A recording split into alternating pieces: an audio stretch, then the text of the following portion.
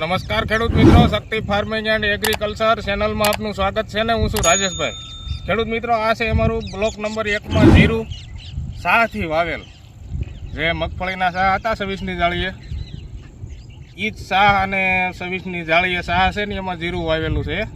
અને પાણી આપ્યું હતું ડ્રીપથી, જે આપણે વિડીયોમાં બનાવતા હતા. ખબર જ હશે, કદાચ નવા મિત્રોને ખબર ન હોય, જે નવા મિત્રો વિડીયો અમારો જોવે એને ન ખબર હોય તો બતાવી દઈ. તો મિત્રો, આ છે જીરું અને હવે પાક ઉપર આવી ગયું છે. અને મિત્રો, ઓણ સાલ જીરામાં જીરું કરવું ઓણ થોડુંક અઘરું થઈ પડ્યું છે, કારણ કે હવામાન, કુદરતી વાતાવરણ થોડુંક ગરમ રહ્યું છે, જેનાથી જેમ કે વાતાવરણમાં તાપમાન ખૂબ જ રહ્યું છે, શિયાળા જેવું છે જ નહીં. તો એનાથી જીરું કાસું વળી જાય અથવા દાણો પૂરો પાકે નહીં, જીરું આપણું વજનવાળું ન થાય. જેમ કે ઠંડી પડતી હોય, પુષ્કળ ઠંડી હોય ને, જે પુષ્કળ ઠંડીમાં દાણો બને તે દાણાનું મીંજ પૂરેપૂરું ભરાય, દાણો સાઈઝમાં પણ મોટો બને અને પૂરેપૂરું મીંજ ભરાય, તો એનાથી જીરુંનો વજન સારો એવો મળે આપણને, પાક સારો એવો આવે. તો આની અંદર તાપમાન હોવાના કારણે અને ઓણ આપણે નક્કી જ કર્યું હતું કે ભાઈ પાણી ઓણ હતું નહીં, થોડુંક જ પાણી હતું, જે ડારનું કૂવામાં નાખીને અને 2 દી 1 કલાક હાલે એટલું પાણી કૂવામાં ભરાતું ને, એનાથી અમે જીરું કર્યું છે. બ્લોક નંબર 2માં પાકી ગયું છે અને એ ઉપાડી લીધું છે. એ ઠેસરમાં કાઢશું ત્યારે વિડીયોમાં બતાવશું, વિડીયો બનાવશું એનો. તો આની અંદર પણ પાણીની તાણે જ રહેશે, કારણ કે મોડું પાણી હતું, એટલે પાકમાંથી આવ્યા પછી જો પાણી પાઈએ તો આની અંદર જે આપણે અલ્ટરનેરિયા બ્લાઇટ જે વાયરસ કહીએ છીએ, જે ઘણા જ મિત્રોને ઓન પોઝિશન એ થઈ છે જે વાયરસની, તો એ વાયરસના લક્ષણો કેવા હોય છે કે છોડ લીલો હોય અને અડધેથી અથવા એના જે ડાળીઓની ફૂટ હોય ત્યાંથી પીળો પડે, અને ત્યાર પછી આખો છોડ પીળો થઈ જાય ને ત્યાર પછી ઉપરના ડોકા જે જાંબલી કલરના થઈ અને છોડ ફૂંકાતો હોય છે, અને ઉપર ડોકા પણ વળી જતા હોય છે અને ત્યાર પછી કાળા પડી જતા હોય છે.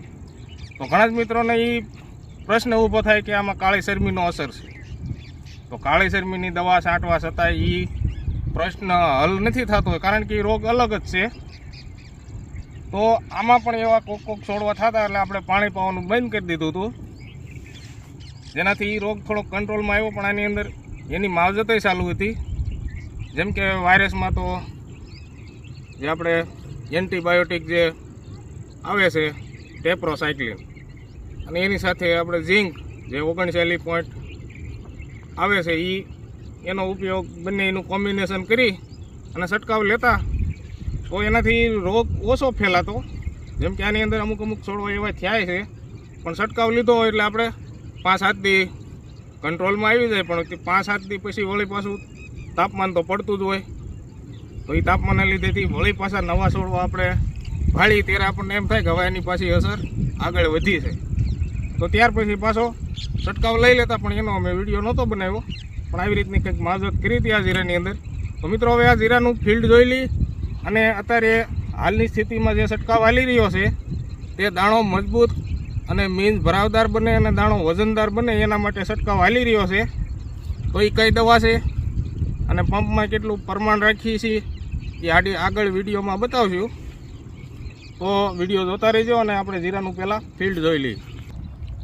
તો મિત્રો, આ છે જીરું શાહનું, અને આપણે દાણાની અવસ્થા જોઈ લઈ. જે દાણા છે પાકમાંથી આવી, આ દાણા પાક ઉપર આવી અને પીળા થઈ રહ્યા છે. અને ખાસ કરીને આપણે એ જોવાનું છે કે તાપમાન હોવા છતાં અને તડકા પડવાના હિસાબે પણ જે ઉપરનો માળ છે તેના જે તમે ફૂલ પણ જોઈ રહ્યા છો, એ ફૂલનો પણ દાણો બની રહ્યો છે.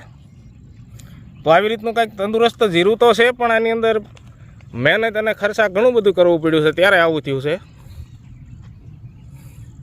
તો આખા જ બ્લોકની અંદર આવું જીરું છે, અને 26ની જાળી આવી રીતના સા ફેલાણા છે.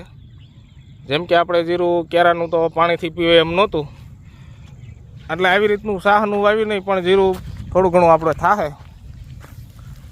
જેમ કે કાંઈક આપણે ખેડૂતના દીકરા છીએ તો કાંઈક તો મહેનત કરવી પડે ખેતીમાં. તો આવી રીતનું થોડુંક જીરું થઈ જશે.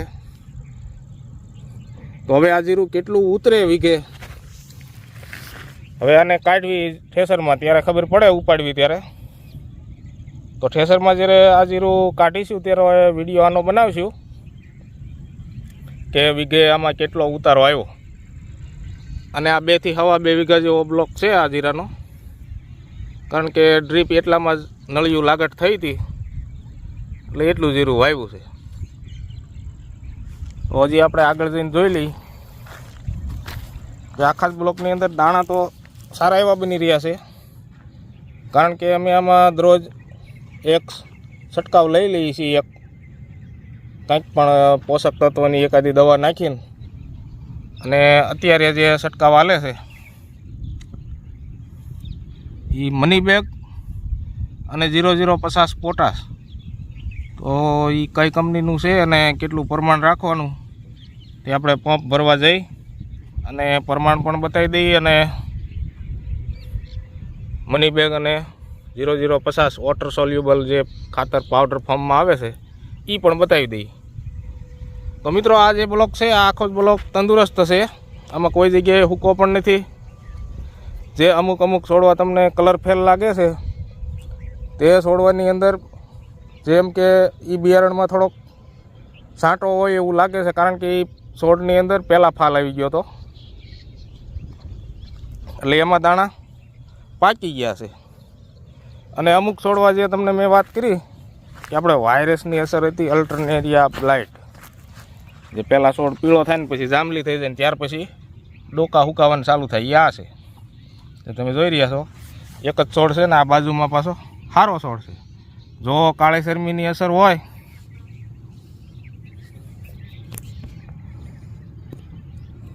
તો કાળી શરમીની અસર હોય તો આ બાજુના છોડમાં ફેલાવી જોઈએ ને, પણ કાળી શરમી આ નથી.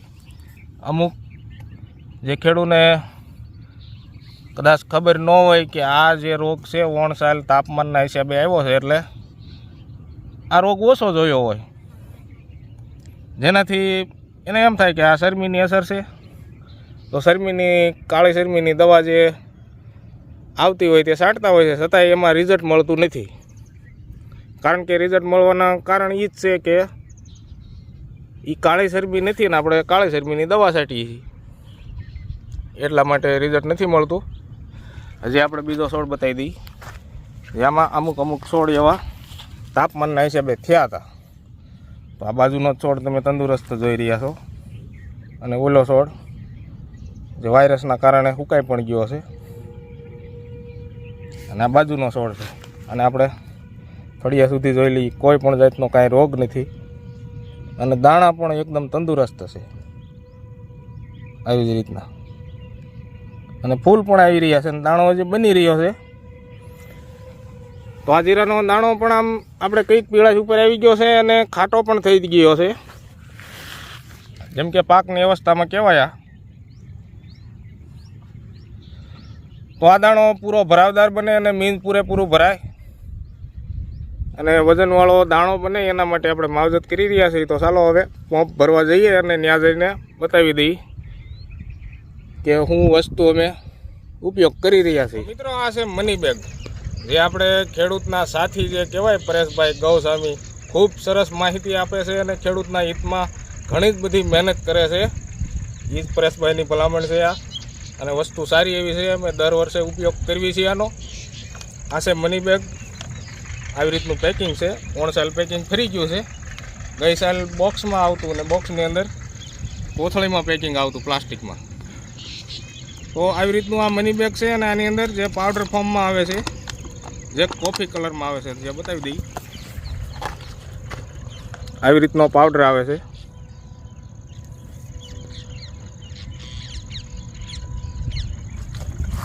અને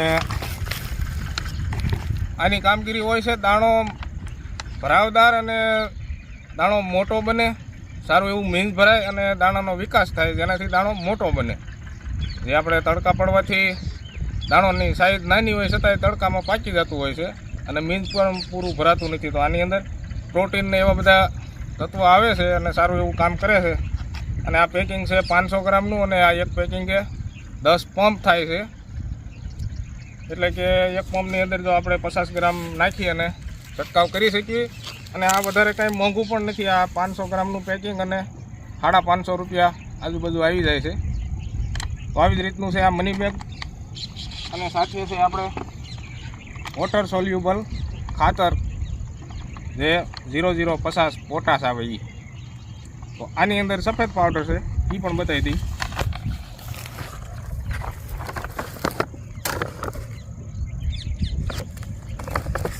માટીઓ ભરીને જ બતાવી દઈ કે સફેદ કોથળી છે ને સફેદમાં દેખાતું નથી. તો આવી રીતનો પાવડર આવે છે અને આ પાણીમાં ઝડપથી ઓગળી જાય છે. તો આ છે વોટર સોલ્યુબલ પોટાશ ખાતર, જે આપણે દાણાને પાક ઉપર આવે ત્યારે પોટાશની જરૂર પડતી હોય છે, પણ આપણે જીરુમાં પાણી સાથે તો પાક અવસ્થામાં ન જ આપી શકીએ. તો આપણે ઉપરથી છંટકાવ દ્વારા આપી શકીએ. જે પંપથી આપણે દવા છાંટવી એમાં નાખી દઈએ એટલે ઉપરથી મળી જાય અને છોડની અંદર આ બધી દવા જે છે એ પ્રવેશ કરે, એટલે કે છોડની અંદર ઉતરી જાય અને પોષણ પૂરું પાડી શકે. એના માટે આપણે વધારે જરૂરી હોય છે સ્ટીકર. જે આ સ્ટીકર છે એટલે કે આપણે અપસા દવા કહી, ઘણા સ્ટીકર કહેતા હોય અને દેશી ભાષામાં ઘણા ખેડૂત મુંદરિયું કહે છે અને ઘણી બધી ભાષામાં કહે છે આને. તો આ છે સ્ટીકર. તો આપણે આ પંપની અંદર 5 મિલી નાખવી તો કોઈ પણ દવા હોય તે છોડની અંદર ઉતારવાનું કામ કરે છે. અને અમે આના ટ્રાય પણ લીધેલા છે. અને જે કોઈ મિત્રને ટ્રાય આની લેવી હોય, આનું રિઝલ્ટ જોવું હોય, તો એક પકતું જે પોળું પાંદ હોય છે કોઈ પણ વનસ્પતિનું કે અથવા ઝાડનું, એ પાંદ લેવાનું અને પાંદની અંદર એક ટીપું પાણી, આમ નાનું એવડું ટીપું રાખવાનું પાંદની ઉપર. ત્યાર પછી આની અંદર આ જે સ્ટીકર દવા છે આની અંદર એક હળી બોળવાની અને એ હળી તમે પાંદ ઉપર જે ટીપું એમને પડ્યું છે એને તમે અડાડશો એટલે એ પાણીનું ટીપું આખા જ પાનની અંદર ફેલાઈ જશે. જેમ કે ટીપાની અંદર જેટલું પાણીનો જથ્થો છે એટલું ફેલાશે. પછી પાન મોટું હોય તો આખા પાનની અંદર ન થાય, પણ જેવી તમે હળી અડાડશો આ દવાની એટલે તાત્કાલિક તરત જ તમને રિઝલ્ટ દેખાશે. કારણ કે એ પાણી આમ ફેલાવા માંડશે અને થોડીક વાર લાગશે એટલે પાનની અંદર દવા પણ ઉતરી જશે અને પાણી પણ ઉતરી જશે. તો આવી રીતના આ અપસા જે સ્ટીકર કહેવાય તેના અમે ટ્રાય પણ લીધેલા છે અને સારું એવું કામ છે. અને આ દવા જોઈએ તો આપણે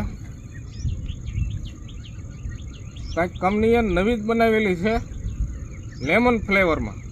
જેમ કે આની અંદર લખ્યું નથી કોઈ લેમન ફ્લેવર, પણ આનો કલર જોતા જે પીળાશમાં ઉપર કલર છે અને પંપમાં નાખીને બતાવ્યું. પહેલાં પંપની અંદર આપણે પાણી ભરી લેવાનું હોય છે અને પહેલું જ આપણે દવા કોઈ પણ છાંટતા હોય તો પંપની અંદર ક્યારેય પહેલાં દવા નહીં નાખવાની. જેમ કે આ 5 લીટર પાણી નાખ્યું, હજી આપણે થોડુંક પાણી નાખી દઈશું. જેમ કે અડધો પંપ ભરાઈ જાય ને ત્યાર પછી જ આની અંદર દવા નાખવી, જેનાથી પાણીની અંદર દવા પણ પૂરેપૂરી મિક્સ થઈ જાય. અને જો આપણે પહેલાં દવા નાખશું તો એ દવા તળિયે વધારે રહે અને પછી આખો પંપ ભરીએ એટલે ઉપર સુધી દવા નથી ફેલાતી. કારણ કે આપણે પંપ જો અડધો ભરીને પછી દવા નાખીએ ને પછી પંપ ભરીએ તો આખા જ પાણીની અંદર ઉપર સુધી દવા ફેલાઈ જાય છે. જેમ કે આ સ્ટીકરનું એવું કામ નથી. આ સ્ટીકર તો જે પાણીમાં અડે એટલે ફેલાઈ જ જાય છે. અને જે આ પીળા કલરનું આની અંદર પ્રવાહી છે એટલે આપણે કહી શકીએ કે ભાઈ આ લેમન ફ્લેવરમાં હશે. આની અંદર લેમનની બાસ જે આપણે કઈ સુગંધ એ પણ આવે છે. એટલે અત્યારે તડકા પડવાથી જીરુની અંદર આની થોડીક ઠંડક મળતી હોય પાણી સાથે એવું કહી શકાય. પણ આપણે આ જે ફ્લેવર છે એ પહેલી વખત આણી છે. તો હવે સ્ટીકર નખાઈ ગઈ છે અને હવે આપણે મની બેગનું પાણી જોઈ લઈએ. જે ડોલની અંદર પંપ દીઠ ડોઝ બનાવી નાખ્યો હતો અને આ પાણી છે આવી રીતનું કોફી કલરનું, આપણે કાળી ચા હોય એ ટાઈપનું પાણી બને છે. તો એ પણ પંપની અંદર નાખી દઈશું.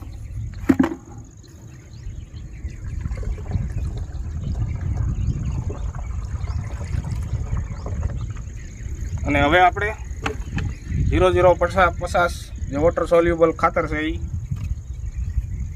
એનું પાણી તો પાણી જેવો જ કલર રહેશે, કારણ કે સફેદ કલરનો પાવડર છે એટલે એનો કોઈ કલર કરતો નથી પાણીમાં. તો એ પણ આપણે પંપની અંદર નાખી દેવાનું.